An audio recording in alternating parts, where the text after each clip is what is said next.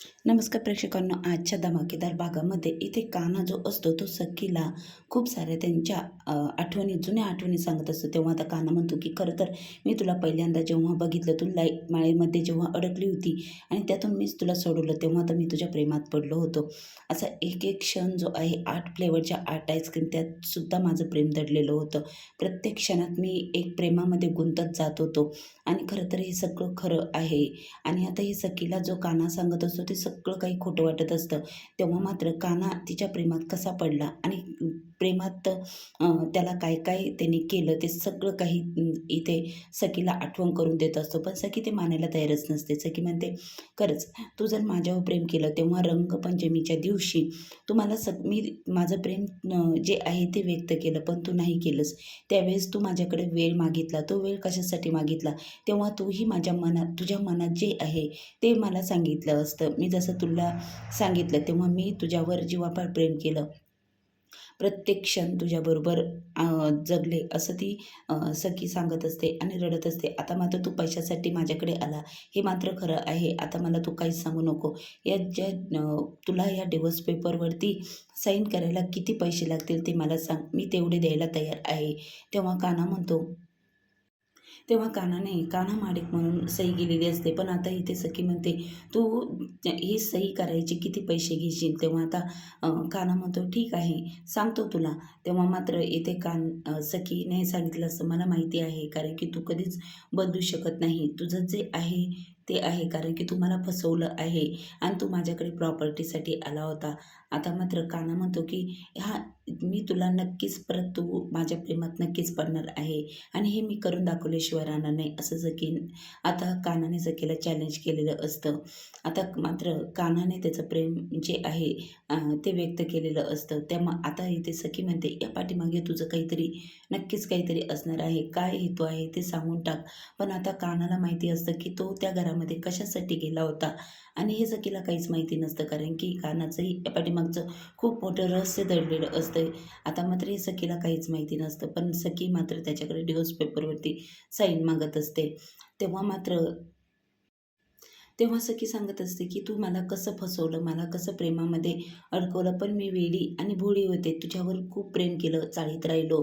चाळीतला प्रत्येक ना प्रत्येक क्षण तुझ्याबरोबर जगले," असं ती सांगत असतं. आणि आता मात्र कान्हा म्हणतो, की आणि कानाने आता ती फाईल घेऊन त्यामधले डिव्होर्स पेपरचे जे पेपर्स असतात ते फाडून टाकलेले असतात आणि ते सगळे सखीच्या अंगावर टाकतो. तेव्हा सखी म्हणते की ठीक आहे, देते तुला वेळ. आता कानाने मात्र कोर्टाप्रमाणे सगळीकडे महिनाभराचा वेळ मागितलेला असतो, कारण की काना म्हणतो की कोर्टसुद्धा जे नवीन असतात त्यांना डिव्होर्ससाठी महिनाभर वेळ देतात.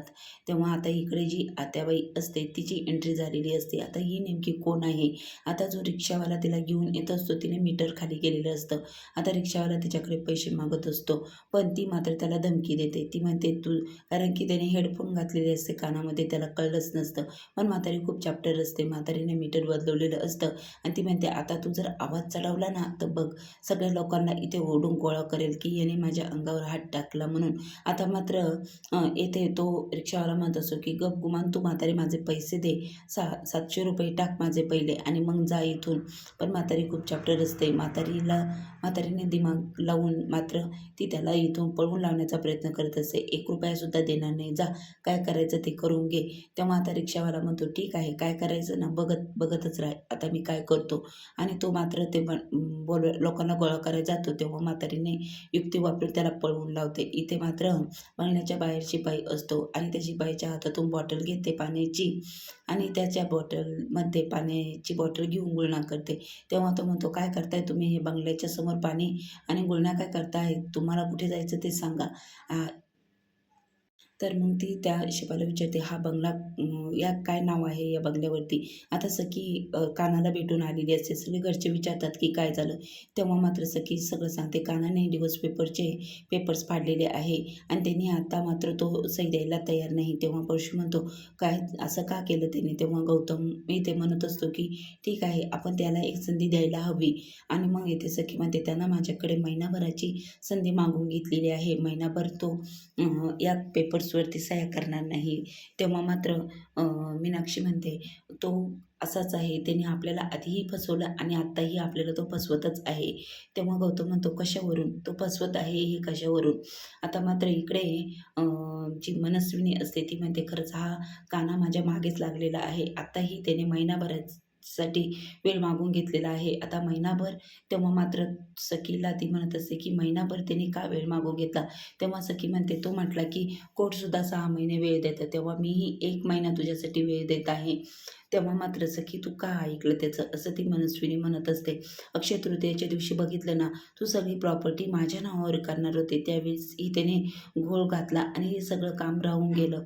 आता मात्र सखी म्हणते, "हो, मी तुझ्या नावावर प्रॉपर्टी करणार होते, पण आता मला त्यावेळेसही मी कन्फ्यूज होते आणि आताही त्याने मला 1 महिन्याचा वेळ मागितलेला आहे आणि त्या 1 भरासाठी मी तुझ्या नावावर प्रॉपर्टी नाही करू शकत. महिनाभर थांबावं लागेल." तेव्हा सखीची मनस्विनी म्हणते, "ठीक आहे, तुला जे योग्य वाटेल ते कर सखी.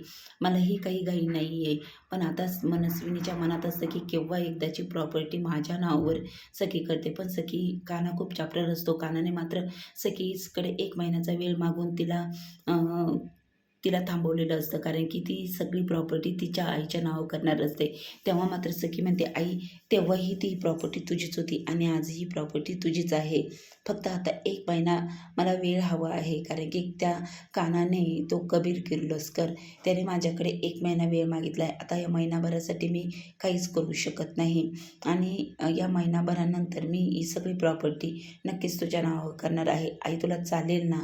हे सगळं जे होत आहे ना, त्या पाठीमागे हा काना जो आहे तो आहे. पण हरकत नाही, 1 महिन्यासाठी मीही त्याला वेळ द्यायला तयार आहे. आता सखीने असं सांगितल्यामुळे मनस्विनीचा पारा मात्र आता चढलेला असतो, कारण की कान्हा हा तिच्या प्रॉपर्टीमधला अडथळाच बनलेला असतो. आता सखीला ही काही सखी सखीनेही त्याला चॅलेंज केलेलं असतं, की 1 महिन्यासाठी सखी त्याला वेळ देऊन आलेली असते. तेव्हा मात्र येते मनस्विनी म्हणते, "ठीक आहे बाळा, का नाही, मी थांबायला तयार आहे. तशीही मला प्रॉपर्टीची आवश्यकता नाही." आता मात्र मनस्विनीला तो कानाचा खूप राग आलेला असतो. ती म्हणते, "कधी हा एकदाचा हे साडेसाती जाते, तेवढ्यात आता ही आत्याबाई घरात घुसलेली असते." आत्याबाई आल्याच्या नंतर ती म्हणते, "साडेसाती येत नाही, जात नाही आणि कर्माची फळं भोगल्याशिवाय संपत नाही." असं मात्र ती बोलते. तेव्हा सगळेजण आश्चर्याने तिच्याकडे बघत असतात. नेमकी ही आहे तरी कोण? पण मनस्विनी जी असते तिला मात्र ती घरात आल्याचा धक्काच बसलेला असतो. नेमकी या पाठीमागे काय रहस्य दडलेलं असतं? ही आत्याबाई नेमकी आहे तरी कोण?